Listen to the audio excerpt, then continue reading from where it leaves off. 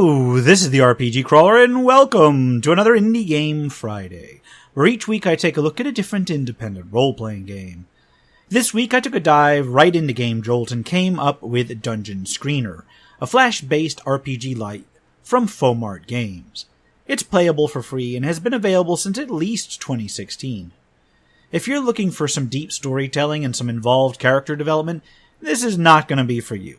However, for a brief, quick, action roguelike with a touch of strategic planning, it may be worth taking a look at. It is playable in most web browsers, but it does require Flash, so if your system doesn't support it, I'm not sure what other options there are. The game itself does have a full-screen mode, which actually plays pretty nicely. Gameplay itself is simple. There's a number of keyboard shortcuts that can be used to navigate the game, but honestly it can be handled through a simple point-and-click interface or a point-and-tap in the case of touchscreens. You start with 4 preset characters ready to delve into a 4-level dungeon.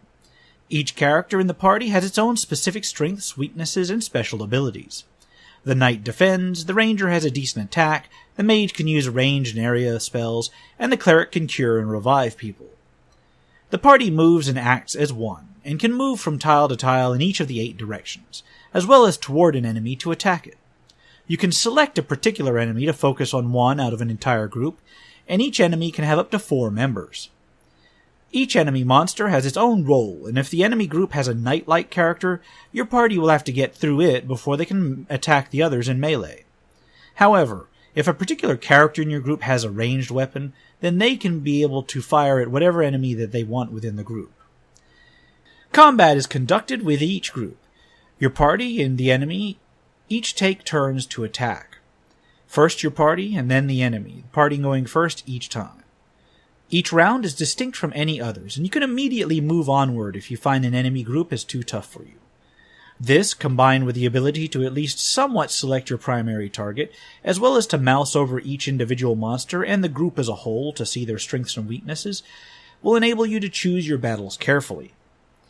It's well worth choosing them wisely as well, because many will require going blindly onward, and while your characters can each activate a special ability, each requires some sort of resource, be it arrows found from your ranger, shields for your knight, or spells or prayers for your cleric or wizard.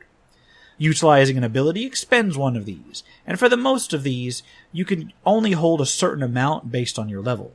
The knight's special ability, as I said, is to defend against a single attack, while the ranger can fire a single high-damage shot at a single target. The wizard can unleash an area effect spell on all of the enemies in a group, and finally the priest can heal the entire party and potentially raise people who have already fallen.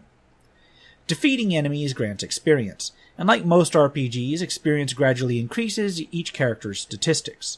This is done according to a chart that can be examined at the start of the game or by selecting each character. You don't really have that much control over what they get, but it's nice to know what to expect going forward. Of somewhat more control are various items that you find in the dungeon.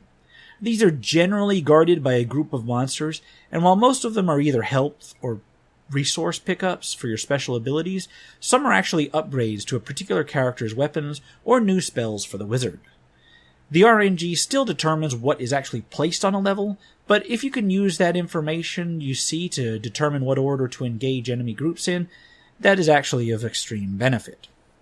Furthermore, at the start of each level, you get the opportunity to purchase 1 or 2 randomly selected items, as well as to rest up and buy drinks. Resting restores health to everybody living, and if a party member has fallen, you can purchase a revive instead of a drink. The drinks themselves seem to give you some sort of damage resistance.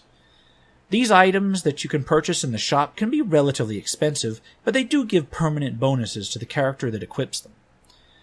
Once you've got the hang of gauging which enemies to go after, and how to most efficiently take them down, play can actually begin to proceed pretty swiftly. There are only 4 levels to the dungeon, but each one gets increasingly more difficult, so it actually ends up being pretty challenging. Further, everything you pick up and however far you advance your characters contributes to an overall score, which is then decreased based on the number of revives you've had to take. The scores then all get compared in one giant leaderboard, so you can see exactly how poorly you're doing compared to everybody else. Aside from the relatively simple gameplay premise, I have to really commend the graphic design. This is a lo-fi game with tile-based graphics in a game world that's basically made of interconnected 3x3 grids, and yet it still manages to look charming. The colors are very well done, and the icons, while low resolution, are still very identifiable, with brief but effective animations. Likewise, the sound design gives ample cues to work off of when you're exploring the dungeon. All in all, it manages to actually capture a retro aesthetic without looking like it's trying to, and I can actually appreciate that. So, is it worth it? Well, considering it doesn't cost anything, it may be worth looking into if you like roguelikes. It's not the longest roguelike, nor the most complex, but the action is quick enough and the combat's actually strategic enough to make for a decent challenge in a relatively brief window of time, enough to fill a lunch break. The only downside is the reliance on Flash, which is being phased out on some devices and will not be supported soon enough. Still, if you can get around that, I have to put that in my recommended for people that already enjoy roguelike pile, and I do wish the developer luck, since it appears as though this is still in active development despite being relatively feature complete. I could see this being retooled and released on an app store somewhere if it hasn't already. And I will leave it at that. For now, this has been the RPG Crawler with Indie Game Friday Dungeon Screener. I'll put a link to the actual game page in the description below since I personally had some trouble running it off of GameJolt. If you like what you've seen, remember to leave a like, comment if you got feedback, and subscribe for more RPG content. If you're feeling particularly generous, you can check out my Patreon at patreon.com/rpgcrawler.